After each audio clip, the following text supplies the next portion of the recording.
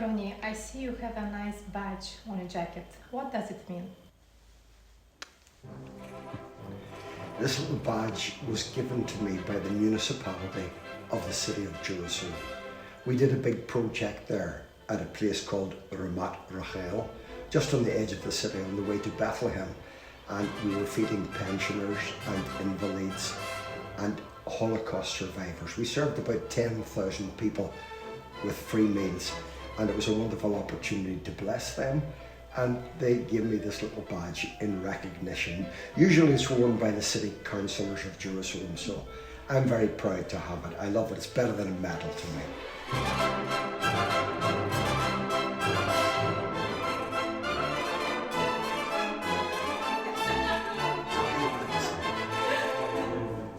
It says that in the Bible, you know, laughter is good medicine.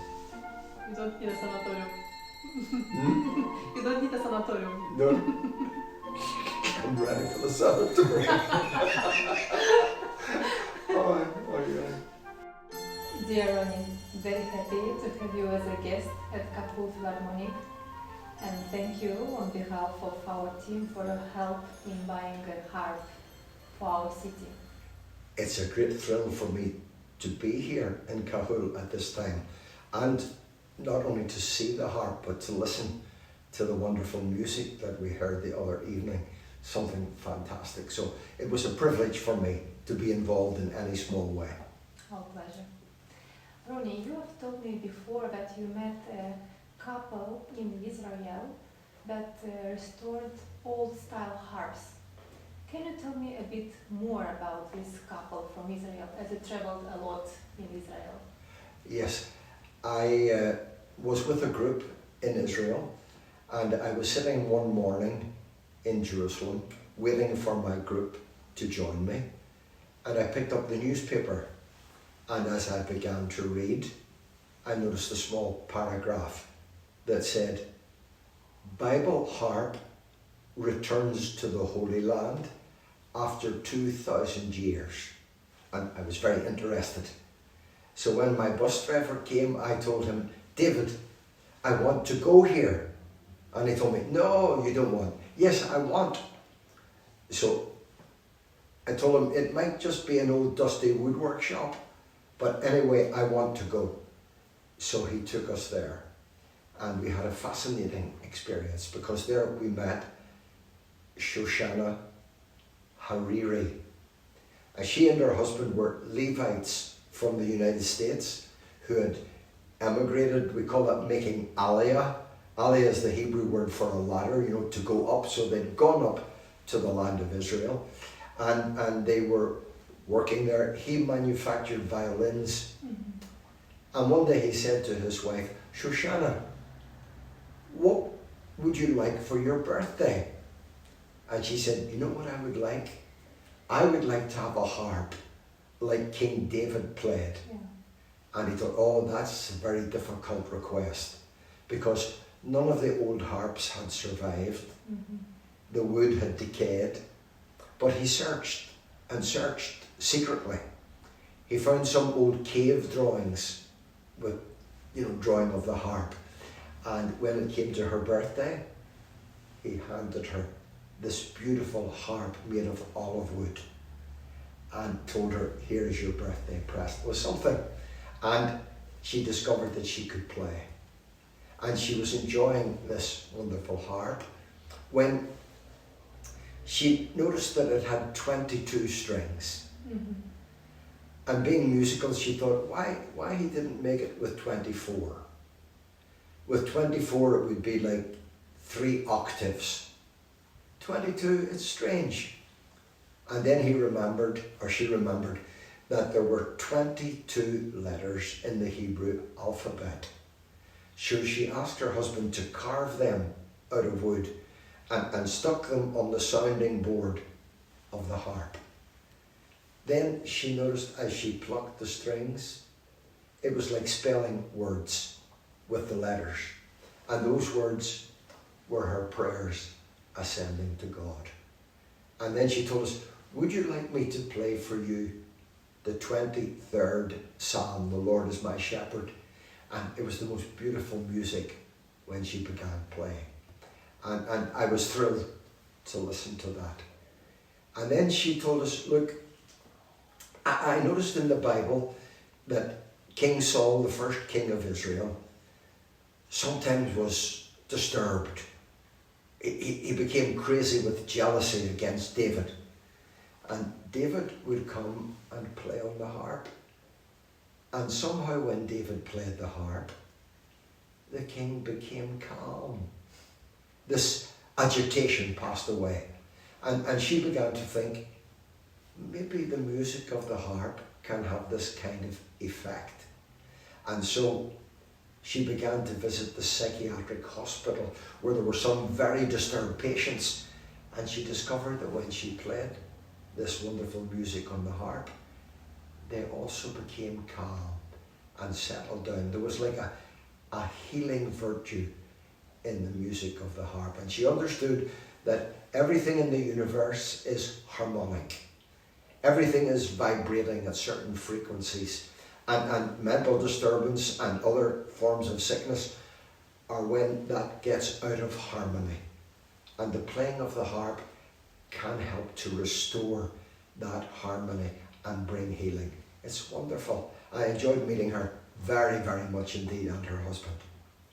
Thank you. The Hariris, they manufacture, or they were manufacturing harps. Tragically, some evil people set fire to the forest beside their home, and their workshop was burned 3 or 4 years ago, and all their harps and all their tools for making them were destroyed. And they didn't have the courage to begin again yet. I hope they will. I'd love to buy one of those harps myself.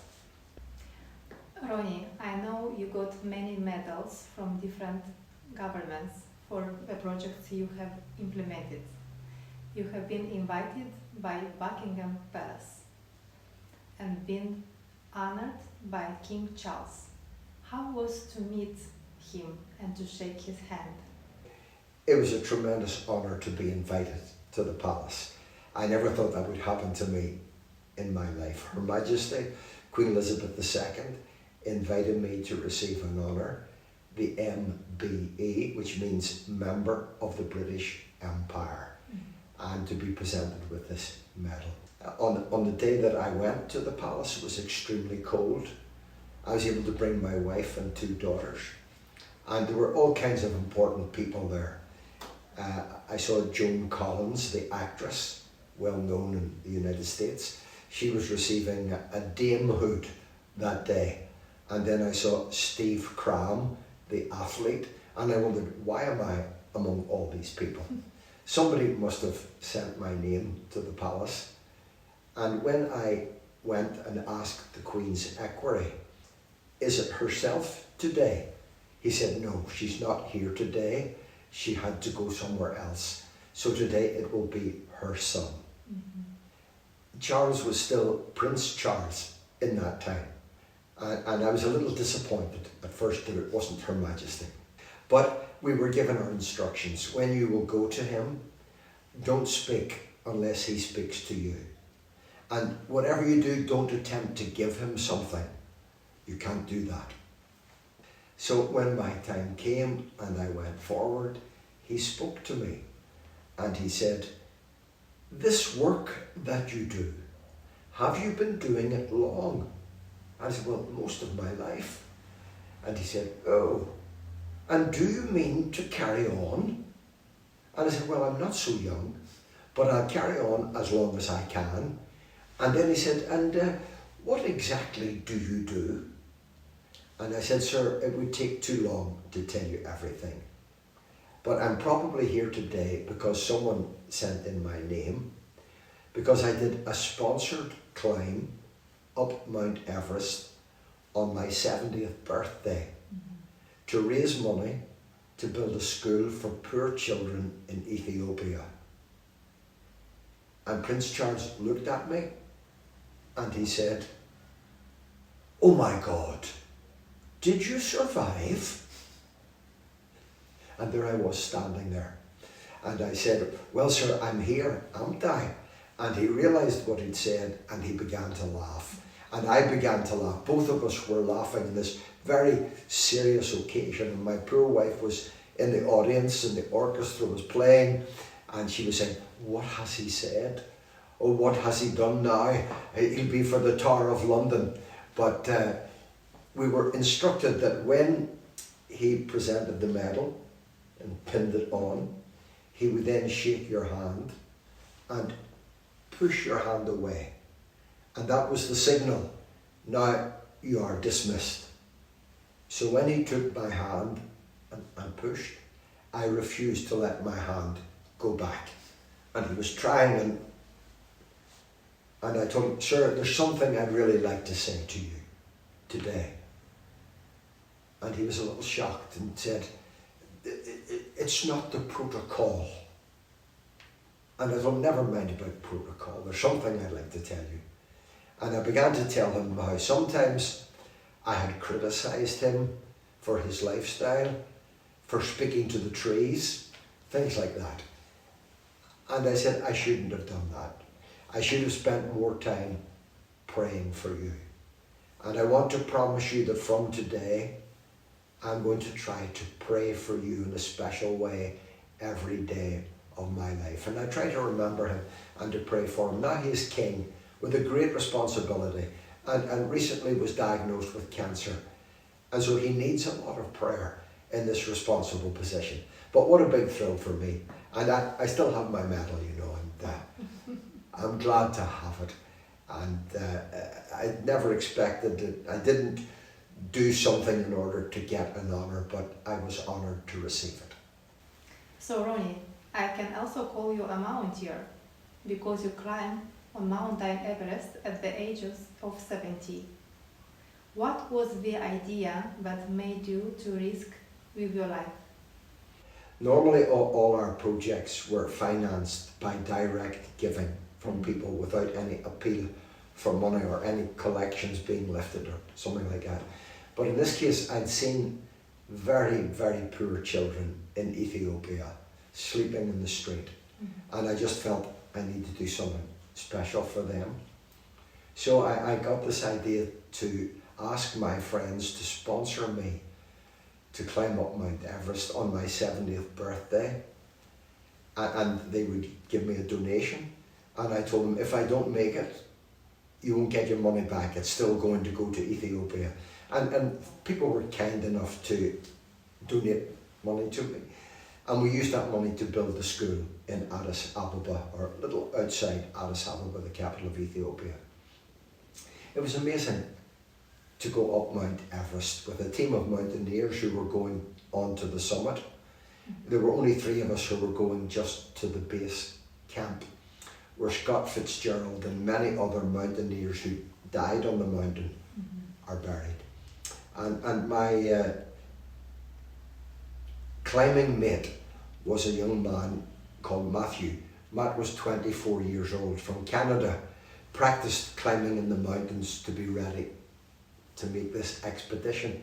And he'd asked me, Ronnie, did you practice much? I told him I didn't have time to practice. I was too busy with other things. So we were together sharing the tent. When we were at the base camp, I noticed he didn't look very well. He became very grey looking. And I asked him, Matt, are you okay? And he told, I think so. And I told him, I can't deal with I think. Say yes or no. Do you have a headache? Because from the altitude you get headaches. And he told, yes. So our camp doctor told me to bring him to her tent. And then later in the day, she said, put all his things in his bag. We've got to get him back down the mountain as quickly as possible to a lower altitude. So they took him. The thing that upset him most was that at 24 years of age and with experience of climbing, he got altitude sickness and had to leave. While this old grandfather, at 70 years of age, had no problem with the altitude. How many days have you climbed the mountain? We went up for 9 days, and then it should be 9 days coming back. Actually, I got a lift back down in a helicopter after just 2 days, and that also was a fabulous experience to fly down. We had to go from Kathmandu up to the airfield for Everest, which is called Liudmila. It's the most dangerous airfield in the world. The runway is on the side of the mountain, and when the small planes that hold 19 people, when they land, the runway's not long enough, so it's the run up the hill that finally stops them. Going up is one thing, coming back down is terrifying, because the plane runs down that runway and falls off the end, and you think, that's it, I'm going to die. But I'm still alive. One of your many passions is archaeology. It means you go to different expeditions, work under the sun, carry stones, heavy things deep into the ground. And it's not an easy thing, even it sounds interesting. What motivates you to do it? It's somehow linked to history or theology? I visited Israel many times with groups that I was leading, and we often visited archaeological sites, and I became fascinated by the history, especially the history of the Bible. And then I had the opportunity to join a team from Tel Aviv University under Professor Oded Lipschitz, and to work actually in the archaeology. We begin work every morning at 4:30. So you get the wake-up call at 4 a.m, which is kind of difficult. And then we run to our transport to get to the site, grab a coffee and a piece of cake for breakfast, and then begin our digging just as the sun is rising, because the early morning light shows things that the strong sunlight later doesn't show. And we find things then that we would have missed. And we work until 9 a.m. when we have a break for our breakfast. So we've already done a day's work before breakfast time. And then after breakfast, which we have off the site, not to contaminate where we're working, then we return and keep digging until lunchtime, when we have a short break. And after lunch, we're washing the pottery, the pieces that we found, for marks, for writing, for painting, and so on. That's an awful job, because we have to scrub them, and you get splattered with all the mud. And then after that, we have a quick shower, evening meal, and then we have to have 2 hours of archaeological lectures. By that time, it's very difficult to stay awake. I don't know, I only go for 2 weeks at a time. The young people stay for 6 weeks, and they don't spend much time sleeping, so I don't know how they survive. In temperatures of 40 degrees, hot and dusty, but it's wonderful. Some of our American friends would complain, young people, they say, oh, another bucket of dirt, and I say, but that's the Bible coming alive. That's the soil through which the prophets and the kings of the Bible walked. Every bucketful was exciting for me, and still is. I love it. And what was the most successful expedition from your point of view, and where? Well, everyone is successful. We're not looking for buried treasure, gold and silver. We're looking for the way to interpret what life was like for people 2, 3, 4,000 years ago. How did they live? What did they eat? Where did they find their water? That's very special for me. You know, that's what it's about. And to find things that help us to interpret that. We're not digging to prove that the Bible is true. We believe the Bible is true. If we find something that reinforces that, well, but we don't need to find it to prove. Our faith is sufficient, and it's amazing. But we have found many interesting things. I found one day we were working in Jerusalem at a place called Ramat Rachel, and I found a little pot, not broken but complete.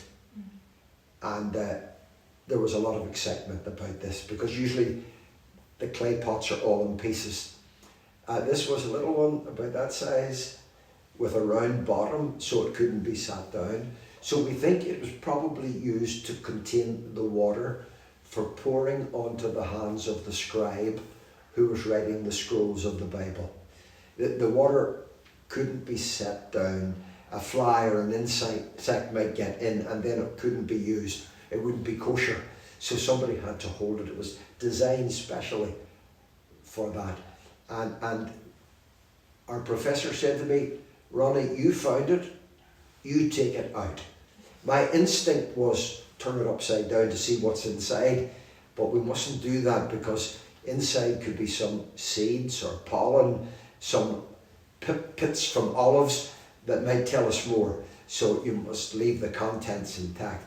And as I held it, he said, you know, last time that saw daylight was when King Hezekiah was the king of Judah 3,500 years ago.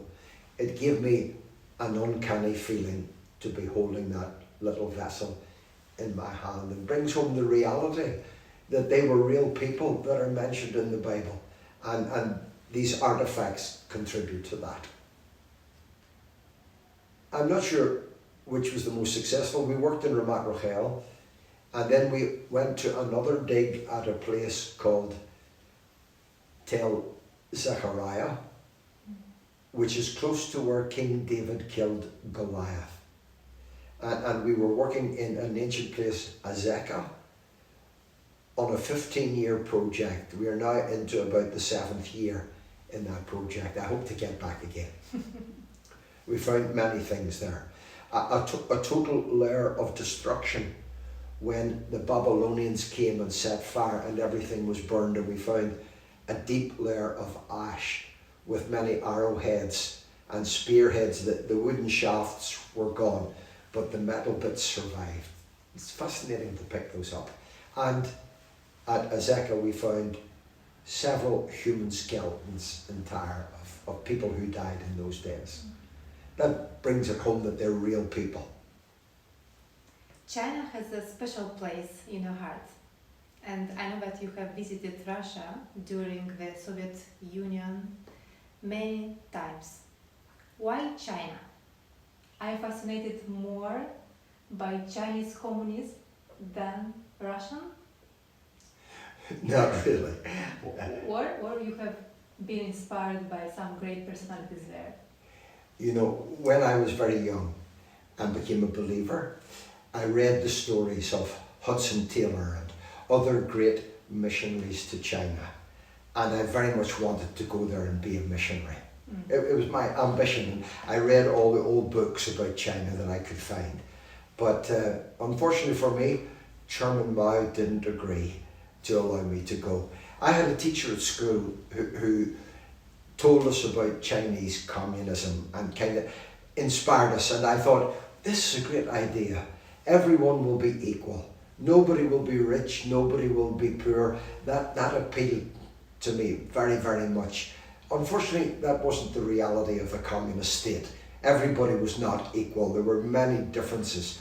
But I wanted so much to go to visit China. And after I was blacklisted for the Soviet Union, when I was arrested here in 1974, I applied to go to China. And they would write back and say, we have no hotels, we can't have tourists. And then suddenly I got permission to go with a group of English communists. Somehow somebody in Beijing mixed up the paperwork and thought I belonged to the communists in England, and said to the leader, if this man wants to come with you, he may come. So I was able to go to China, and it was a fabulous experience for me to be there in those days, to see those things, and also because I had a particular interest in some of the Chinese pastors who had suffered a great deal for their faith. One was called Pastor Wong Ming Dao. Translated to English, it means man of iron. He was put into prison for his faith. and spent 22 years and 6 months in solitary confinement. After that, he was released. And after his release, I was able to go back to China again for the 4th time and visit with him. And that was an amazing experience for me, to sit with that old man.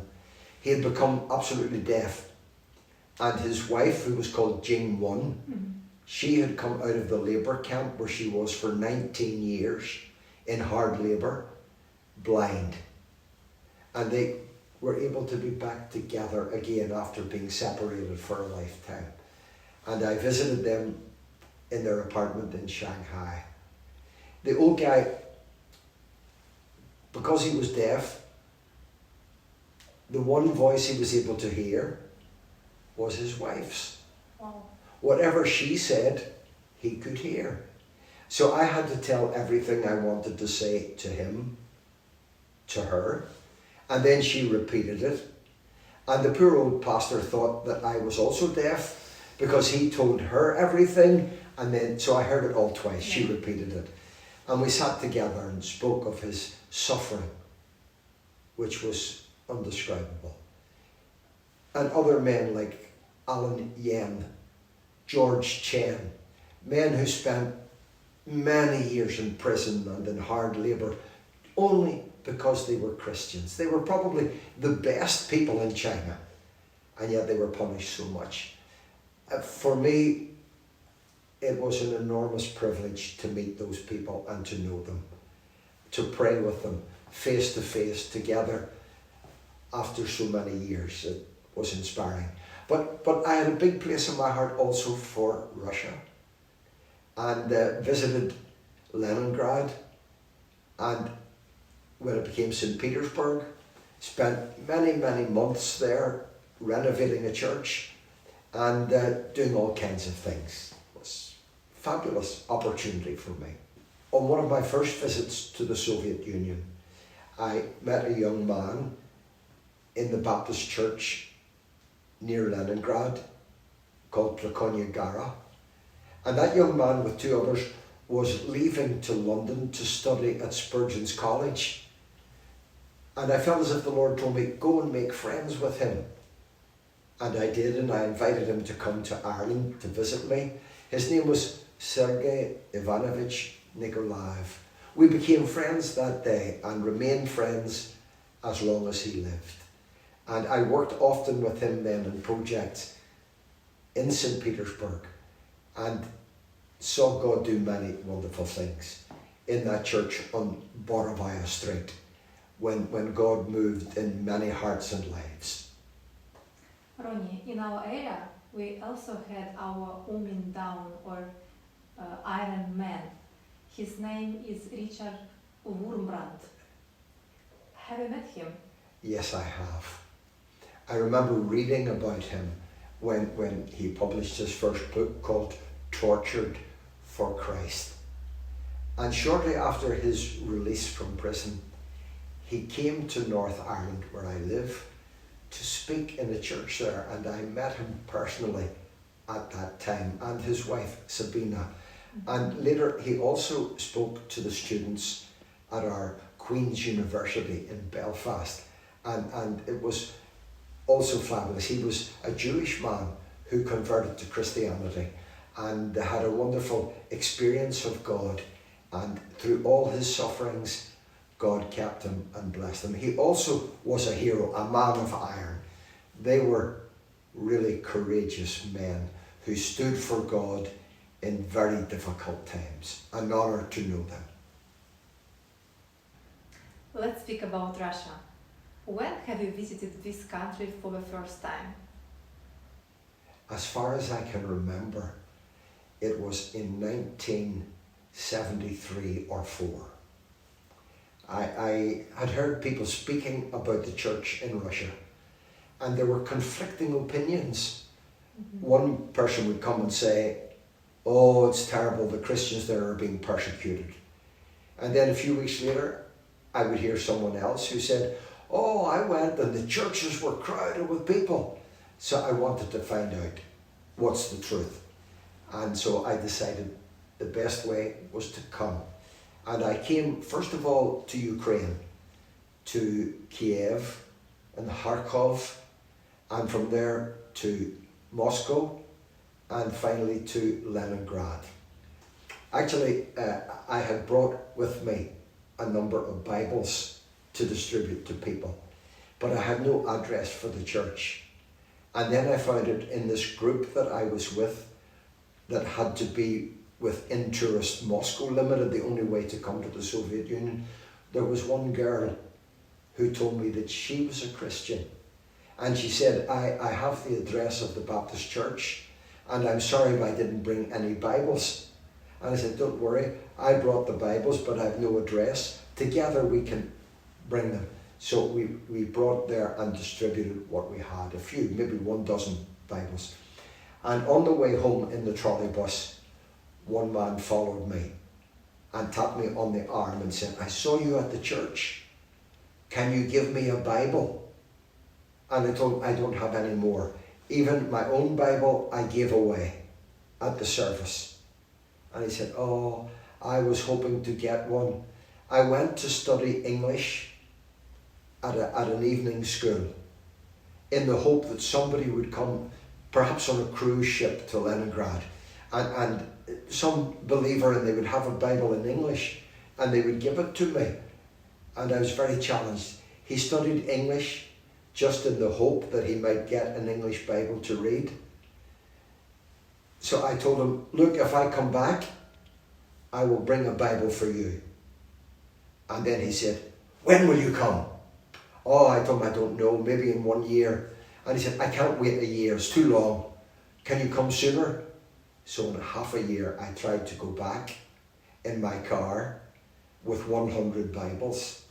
I was planning to take them to him. Unfortunately, something happened and I was stopped on the way and arrested for the terrible crime of being in possession of 100 Bibles. And it's too painful to describe all those details of what happened, but they seized all my belongings, my money, my car. It drove off, I never saw it again. It was only 3 weeks old, a brand new car, a French Peugeot, and my friend and I, who was travelling with me, we were deported to Finland. And there again we had some problems before we got home to Ireland, because he was a police officer. And he told me, Ronnie, whenever you're in trouble, always ask a policeman. When we came out of the bus in Helsinki, he went straight to a police officer and said, we went to Russia and we got arrested and he lost his car and now we have trouble. And the police officer said, oh yes, strange story. And he spoke into his little lapel microphone. In a moment the police car arrived and we were arrested once more, this time in Finland, and spent one night in the cells, locked in, while they checked that he was really a police officer. And then we were asked to leave. It took 1 more week before we could get a ship to take us back to England. But we survived and managed, and it's a memory. And when they gave me back my passport, they told him, you're okay, but keep better company next time. But McCracken, the Soviet Union is not for you. And they put a red stamp on my passport. Persona non grata. Unwanted person. It's terrible to be unwanted, but I would never be allowed to come back to the Soviet Union. And for the next 8 or 9 years, every time I tried to come, they refused my visa. Until finally, the change came and I was allowed to come again. And sometimes I say, that's why I came so often, because they told me you'll never come back. I'm a stubborn Irishman. So I came again and again. And when the church was allowed to reopen on Borovaya Street, Sergei Ivanovich asked me, Ronnie, you wanted to help us? Now you can come and help us. So I came, I brought a team of builders to help to rebuild the church. I spent 3 months putting the glass back in the windows that had been smashed. And we had many wonderful services in that church with hundreds and hundreds of people seeking the Lord. It was a special time to be involved. I'm glad I didn't miss it. It made my life more interesting. You had been prohibited to enter Russia.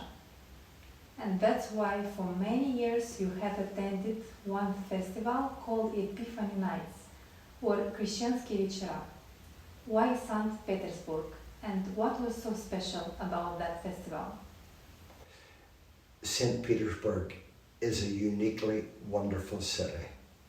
I love to be there to walk along Nevsky Prospect in the winter time when all the Christmas lights are shining and there's frost and snow on the ground.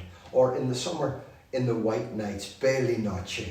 It's a special atmosphere. Peter the Great created something amazing there.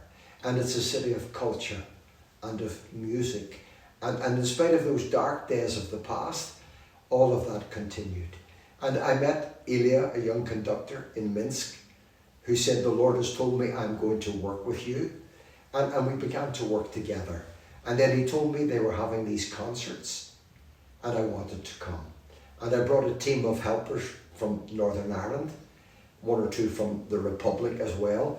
And we worked during the day in a coffee shop in the basement of the Lutheran church, serving tea and coffee and trying to talk to people about our faith. And then in the evening we attended those wonderful concerts. The music was thrilling and inspiring.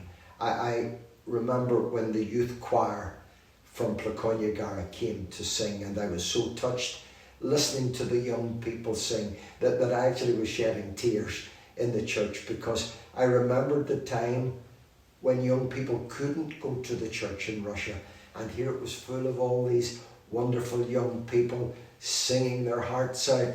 It was something amazing. So of course I wanted to come back and come back and come back, and every year for about 14 years we came and participated in those wonderful evenings of music and culture and declaring our faith. One of the most outstanding things for me was when we were able to have one of those great evenings of music in the music room of the palace of Princess Gagarina. And it was fabulous to see the oak panelling, to listen to the music and the singing, and to know that behind the wooden panelling were her original scrolls of music, you know, when she had her string quartet playing, and her violinist and her pianist, they would run for the music to bring for them. And it was fabulous to be there, not only once, but more than once. But the first night we were there, I wanted to stay there all night and pray, because people like Hudson Taylor and George Mueller and other outstanding personalities of the Christian church were entertained there by Princess Gagarina. And that continued over quite a few years going back, and we looked forward always to being in that room. I wish to be back there another time. And then later, permission was given to go to her sister's palace, to the remains of that, Princess Leven. And again we had amazing nights there of praising God. The sound was almost indescribable. I'm moved in my spirit even as we speak about it. I'm transported back there again to those fabulous evenings of worship, praise, culture, in a place where for so long it had seemed as if all of that was dead. Yes, and even on one of those, or on more than one of those evenings, Dominic Leven, one of the descendants, I think the great-grandson of Princess Leven, was able to come and be with us in that room of his grandmother, or maybe his great-grandmother, and we were able to speak a great deal about her and about those people who came. And he was a very modest gentleman, but of that high family of old. To meet him, to talk with him, I went to the hotel to sit with him and drink tea and talk about those earlier days and the understanding that he had of his ancestors who were so influential because Princess Lieven's house was just next to the home of the Tsar of Russia, next to the Hermitage, and they had a very close connection in the old time. And yet those two ladies opened their palaces to the people from the street, to the peasants, to the serfs, to the homeless, and the aristocrats were serving them as if they were the servants, giving them tea. What an expression of true Christianity that was. And Princess Lieven even started a laundry in her palace where some of the street girls, the prostitutes, were employed in washing the clothes to save them from that life of misery. Fabulous to be in there, to be back in that place was simply unspeakable wonder.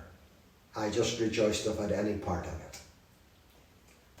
Mostly of your greatest and successful projects of your life initially probably weren't supported by others, or you have been saying that you can't afford it or it's impossible to do it, but you did it. Much more, you as a great leader motivated others to follow you. What would be your message for the young people that would like to follow their dream? I think the first thing I would say is that I'm not a great leader. I'm just an ordinary guy who God has spoken to about doing some of these projects. I would describe it as hearing the beat of the drum, and that we have to march according to the drum beat which we hear. No one else might hear it. Many people said to me, "Oh, you're crazy. You're going to feed people in Russia and Belarus and Macedonia and Bulgaria. Oh, you're crazy." But I heard that drum beat and felt that God was directing me to do those things. Even eventually to work in the city of Jerusalem, to feed people. And while we were there, I saw in the middle of the crowd one black face. And I said, "Oh, we've even got an Ethiopian." And I felt as if God said to me, "Next time, go there."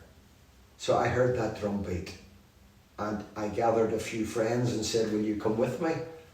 And we went and fed thousands of street people in Addis Ababa. And it's listening to that direction by the Spirit of God, hearing His voice, what He wants to say. Of course, we have to be very sure that we are hearing His voice. But even if no one else hears it, I would encourage young people, listen for His voice. What He tells you, go and do it. And trust Him and believe Him, and He will make a way for you. You are 82, but you look very young, and you are still studying. Tell us why it is so necessary, long life studying. Really, I am 82 years old. I'm not sure that I look so young anymore, but I like to keep my mind active. And presently I am just about to complete my PhD in biblical archaeology. And that's not for some future career, because I won't live long enough to do that. It's not because of any gain, but it's simply to keep my mind active. And I think it's like a muscle. The more you use it, the stronger it becomes. And if you say, "Oh, I'm old, my time is over," then it will be over. But if you keep your mind active and keep studying, and I love to study the Bible and to read about the Jewish background and to try to understand more and more about the history and the reality of those things. And I find that very stimulating, mentally and every other way as well. So that's why I keep on studying and working and trying to, not because I want anybody to call me doctor, it's not a matter of that. It's simply that I want to do it to keep my mind working and active. Have you had some moments when you wanted to give up? I can honestly say that the answer to that is no. I have never wanted to give up. I've had some difficulties and some problems. Some even good Christian friends have misunderstood my motivation for doing certain things. And I've had plenty of critics who said, "Oh, we would do it differently." but I never wanted to give up. I'm just thrilled that God gave me the privilege to serve him. Once I was working in my storehouse, loading a trailer, getting ready to come to St. Petersburg, Christmas, and everybody else had gone home, and I was left there all alone, working into the night, into the small hours. And I started to complain a little bit to the Lord and say, Lord, you called me to preach, and here I am like a donkey, carrying all these boxes all night long. And just like that, the Lord stopped me. And he said to me, one day in Jerusalem, all I needed was a donkey. The little colt, the foal of the ass, and it lifted me up before the people, and they took off their outer clothes and made a carpet and took the palm branches and said, blessed is the one who comes in the name of the Lord. And the Lord said to me, if I need you to speak to hundreds of people, you will do it. If I need you to speak to one person, you'll do it. And if I need you to be a donkey and carry the boxes, you'll do it, because it doesn't actually matter. The only thing that matters is that I am lifted up.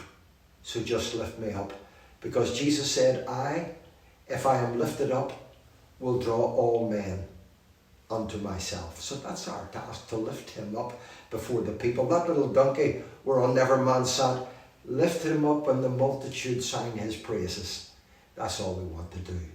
If I have to be a donkey, I'm happy to be a donkey. You know the amazing thing that night, for the rest of the night, the boxes didn't feel half as heavy. Ronnie, thank you so much for this interview, for your time and sharing with us your experience. Thank you for coming to Cahul, and I know for you now it's a difficult time to go to Russia, to your favorite festival, Epiphany's Night, but we are inviting you to our festival, Crescendo, that's going to be in October. Actually, we have it every year, so we're inviting you and your friends. I've been very happy to be here in Cahul, and it would be wonderful to come back and do something here, and to be at the festival and hear the wonderful music and bring a few Irish people to liven things up with their Irish sense of humour. That'd be great. We'd enjoy that. We could laugh a bit.